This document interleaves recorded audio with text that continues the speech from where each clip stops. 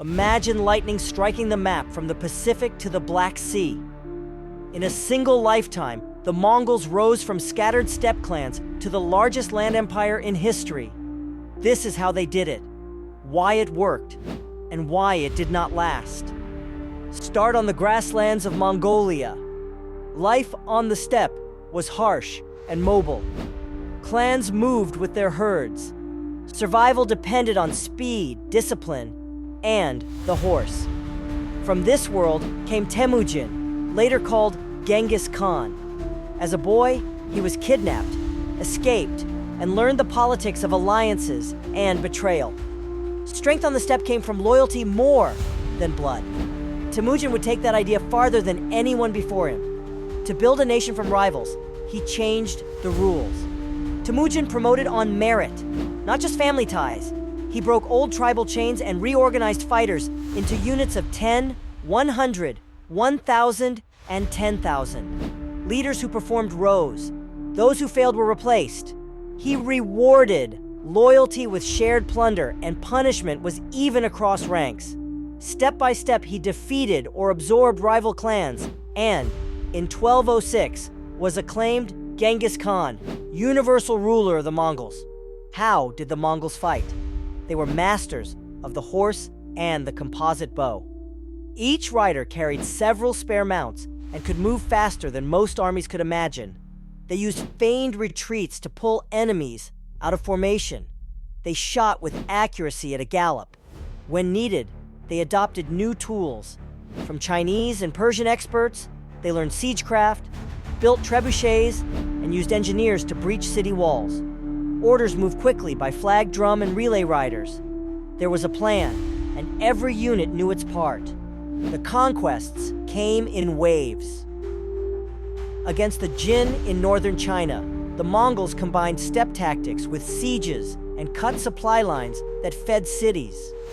Against the Khwarezm Empire, they used speed and deep raids, crossing deserts where defenders thought no army could pass. Russian principalities fell in a series of winter campaigns. In each theater, the Mongols gathered intelligence first, hit soft points, split opponents, and punished betrayal. By the time of Genghis Khan's death, the empire stretched from the Yellow River toward the Caspian Sea. Under his successors, it kept expanding. Ogedei's armies reached into Eastern Europe. Hulagu took Baghdad in 1258. Kublai turned to rule China and founded the Yuan dynasty. Running a continent required more than arrows. The Mongols built a relay system called the Yam, with fresh horses and way stations that moved messages and goods at speed. They preferred to keep local administrators who understood taxation and law, as long as they were loyal and paid.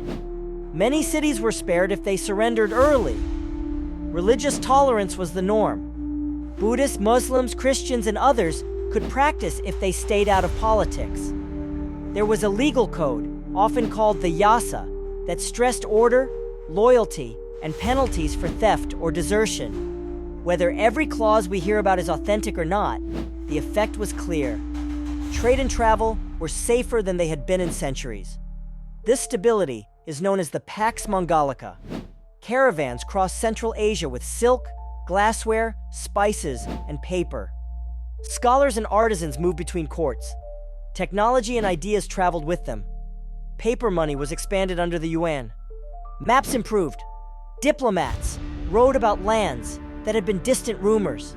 The same fast roads that moved armies now moved merchants. The world felt smaller. So why did the empire unravel? First, succession disputes. The empire depended on a strong Khan at the center. After Ogedei, and later Mongke, rival branches fought over who should lead. Second, overextension. It is hard to manage forests, deserts, rice fields, and cities with one system. Third, assimilation and distance. In China, the Yuan court faced floods, famines, and complex finances. In Persia, the Ilkhanate had different needs and neighbors than the Golden Horde on the steppe. Fourth, defeats that set limits. The Mamluks stopped a Mongol army at Ain Jalut in 1260. 2 invasions of Japan failed when storms wrecked fleets. These were proof that the Mongols were not unstoppable. By the late 1200s and 1300s, the empire had split into Khanates. The Golden Horde ruled the steppe north of the Black Sea. The Chagatai Khanate held Central Asia. The Ilkhanate governed Persia and Mesopotamia. Kublai's Yuan ruled China, but lost control of the heartland. Local rulers grew more independent. Revenues dropped.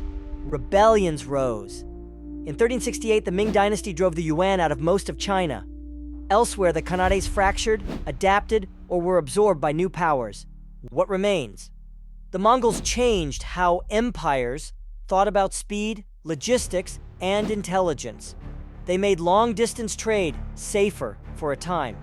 They showed that leadership can cut across clan lines when merit and reward are clear. They also showed the cost of ruling huge spaces without stable succession and local buy-in. The rise was a lesson in unity and planning. The fall was a lesson in limits. Here is the part to remember. The Mongol Empire was not just destruction. It was also order, movement, and connection on a scale the old world had not seen. Its rise came from discipline, mobility, and new rules for loyalty. Its fall came from division, distance, and the heavy weight of ruling too much for too long. If you want more tested history each week, subscribe and check the playlist on screen.